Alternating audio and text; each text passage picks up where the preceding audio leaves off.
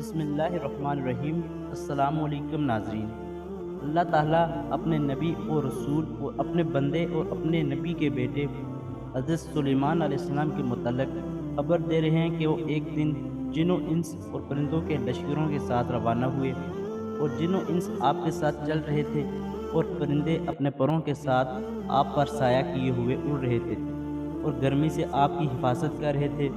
تینوں قسم کے لشکر بڑے منظم طریقے سے محو سفر تھے، وہ ان پر کچھ نگراں تھے، کوئی ان میں سے اپنی جگہ سے آگے پیچھے نہیں ہو سکتا تھا، یہاں تک کہ وہ چیونٹیوں کی وادی کے پاس پہنچے تو ایک چیونٹی نے کہا، اے چیونٹیوں، اپنی اپنی بلوں میں داخل ہو جاؤ، سلیمان اور اس کے لشکر بے خبری میں تمہیں رون نہ دیں۔ اس چیونٹی نے ان کو حکم دیا اور ڈرایا، اور سلیمان علیہ السلام اور اس کے لشکروں کے متعلق معذرت بھی کی کہ وہ کہیں بے علمی میں تمہیں نقصان نہ پہنچائیں۔ حضرت وہاب بن منبع بیان کرتے ہیں کہ حضرت سلیمان علیہ السلام اپنے تخت پر بیٹھے محو سفر تھے کہ طائف کی ایک وادی کے پاس سے گزرے، اور اس چیونٹی کا نام جرسا تھا اور بنو شیسبان قبیلہ کے ساتھ تعلق تھا۔ وہ پاؤں سے لنگڑی تھی اور بھیڑیے کے بغدار راس کی جسامت تھی۔ اور ایک روایت میں یوں آیا ہے کہ ایک بار حضرت سلیمان علیہ السلام اپنے ساتھیوں کے ہمراہ بارش کی دعا کے لیے نکلے تو آپ نے راستے میں دیکھا کہ ایک چیونٹی نے اپنی ایک ٹانگ اوپر اٹھائی ہوئی ہے اور بارش کی دعا کر رہی تھی۔ آپ نے اپنے ساتھیوں کو پکار کر کہا کہ واپس چلو، تم پر بارش برسا دی گئی۔ یہ چیونٹی بارش کی طلب کر رہی ہے اور اس کی دعا قبول کر لی گئی ہے۔ ابن عساکر فرماتے ہیں کہ یہ روایت مرہون بھی مروی ہے، البتہ اس میں سلیمان علیہ السلام کا نام نہیں ہے۔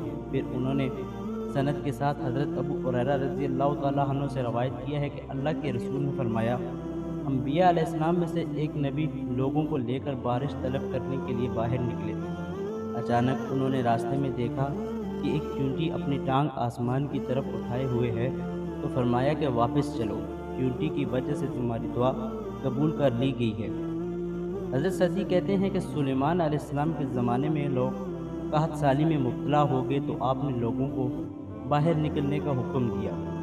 لوگ باہر نکلے تو دیکھا کہ ایک چیونٹی اپنی ٹانگوں پر کھڑی اور اپنے ہاتھوں کو پھیلائے ہوئے کہہ رہی تھی، اے اللہ، ہم بھی تیری مخلوق میں سے ایک مخلوق ہیں، ہمیں تیرے فضل سے بے پرواہی نہیں، ہم تیرے فضل کی محتاج ہیں۔ تو اللہ نے ان پر بارش برسا دی۔